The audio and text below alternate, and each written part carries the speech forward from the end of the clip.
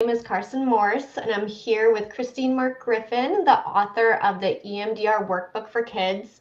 It is release day here at Pesci Publishing. We've just been so excited to work with Christine on this new book. Christine, why don't you give us a little background about who you are and what kind of kids you treat? Yeah. So my name is Christine. I am a licensed clinical social worker, and I have my own private practice here in San Francisco.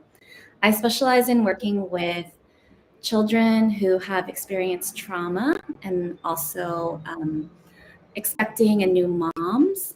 But we're here today to talk about my work with kids and trauma. And so, yeah, I've been working with kids for maybe like over a decade now. I'm going to age myself, but over a decade in a variety of settings. I've worked in school settings.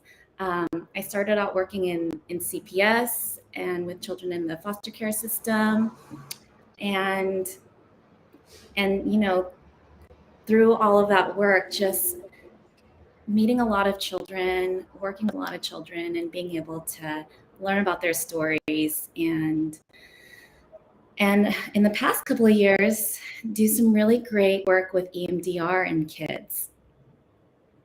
Great, yeah. With how we found Christine was she was already producing these wonderful worksheets that specialized on EMDR with kids, and we loved what she was doing so much that that's how we came into contact with her.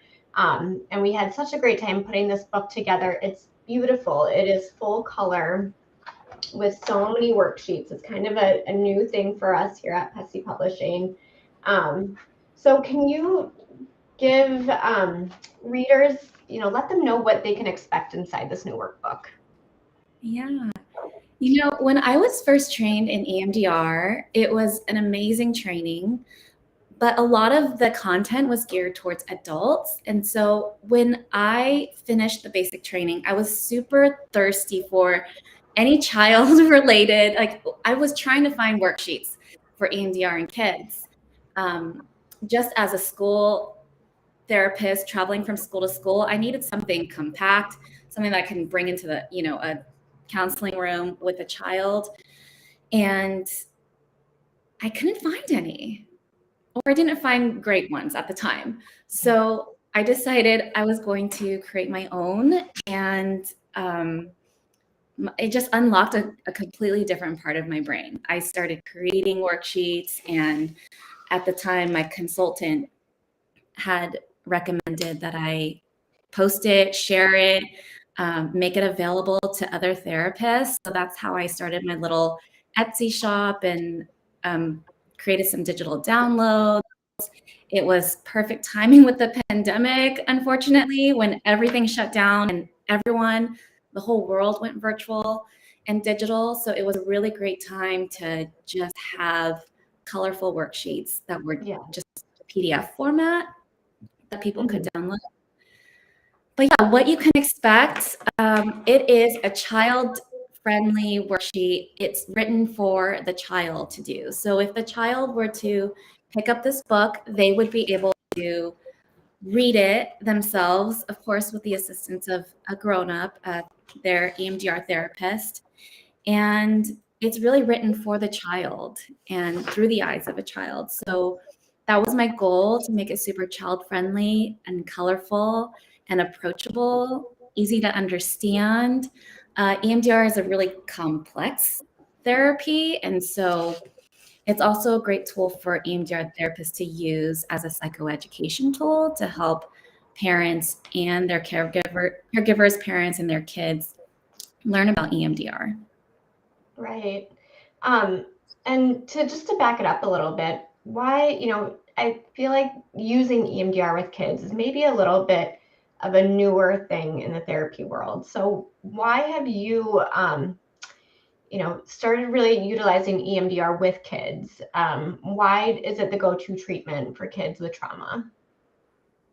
Well, there's a ton of research about the effectiveness of EMDR on adults.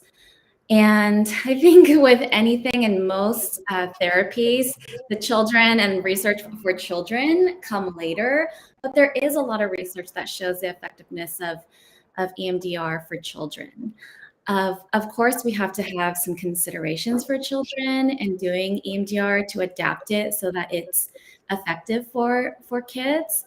But research shows that it works. It's super effective. And for me, as a therapist working with so many children who just display complex trauma, I was doing it all. I was doing CBT, I was doing trauma-focused CBT, I was doing just all of these other modalities. And it wasn't until really when I discovered EMDR that I felt like this is magic. Something is different about this type of therapy. This is actually working for kids. Kids were actually getting better, and actually pretty quickly. I have teachers who would come to my office and parents who would call me and they would ask me, what are you doing in therapy session with my child? With this child, they're making so many improvements. And that was just, it was so rewarding. And it validated like me wanting to make more worksheets and change them and update them to just keep doing this modality with kids. That's great. Yeah. I've worked with a lot of therapists, authors like yourself, and one of the biggest challenges that you have with working with children is, of course, working with the parents. So can you shed some light on some good insights on how to engage parents better in therapy, whether using EMDR or not? What are some good tips? Yeah. I think for working with parents and working with children, really being able to slow down and learn the story for the child and their parents. It is super common for childhood trauma to occur. And so a lot of the parents that we work with now, they're still carrying a lot of those wounds. And so when I am looking at a child and their whole family system, I need to understand and take the approach that, what, trauma has affected this child and this whole family system at large. And whether it's the trauma that just happened to the child or trauma that happened to the parent, it's going to change the way you interact with someone. Being able to just look at them as a person and saying, hey, you're a parent, you're doing the best you can. I get it. Let's work together as a team with you and I and with your child, teaming with your child to figure out a good plan and figure out a good way to all work together and find a path towards healing. Yeah. Thank you. Yeah. We just had a question come in. Someone who is doing a literature review at the movement on EMDR in children with severe learning disabilities. Do you have any insights or information on this topic? Oh, I love this question. I think for movement and children, we have to remember that children's language is play. And if you think about a child, they're moving, they're playing, they're running, they're playing tag and climbing on monkey bars. And while there's not a lot of EMDR therapy movement and research for children that I'm aware of, or maybe the body of research isn't as big, there is a huge body of research for how physical activity, right, and working out and exercise improves mental health for all people. And I'm a big yogi, and so I'm doing a lot of movement with kiddos and clients in my office. I have yoga mats and just have a bunch of things for movement. So I think that at some point is going to merge, and there's going to be a huge, body of research on different types of movements. And because EMDR is based on that bilateral movement, that back and forth movement with the device, that now we found back and forth movement with more than just our eyes is just as effective. You can tap, you can stand up and march. In my office with kids, I have instruments, and we play games so that they can move back and forth and do those movements to do the EMDR therapy. Yeah.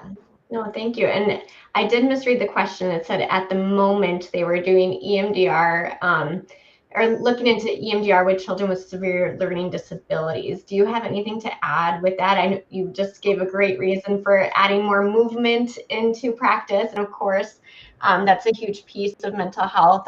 But what about kids, population specifically with learning disabilities? Any insights there?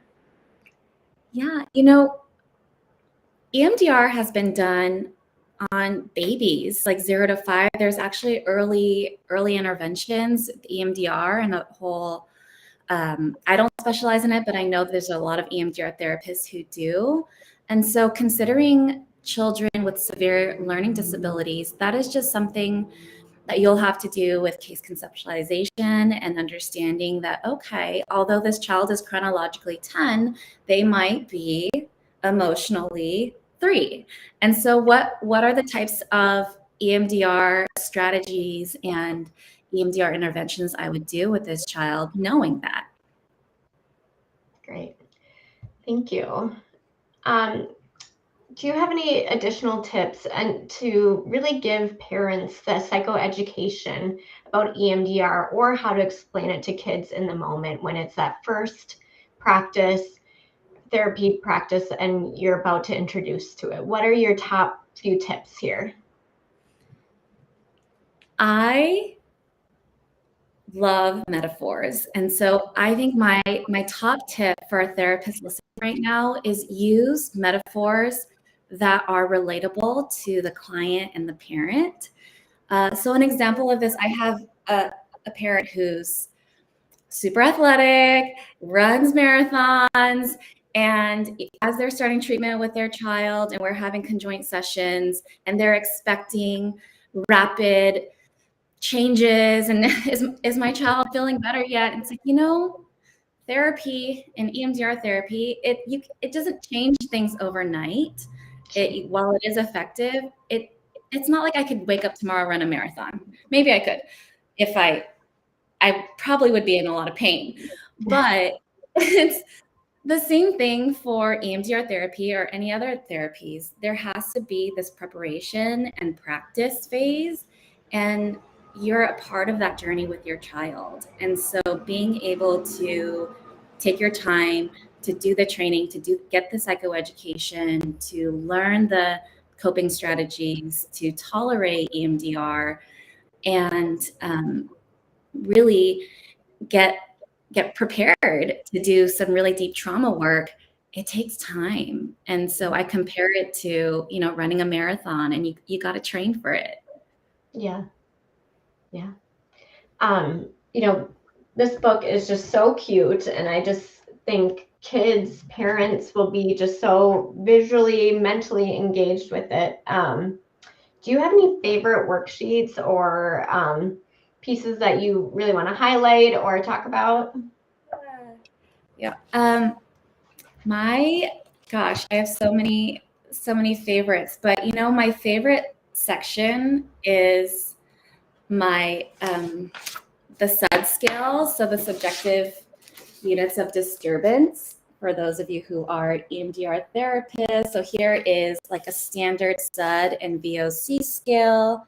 That's on page 48 and 49.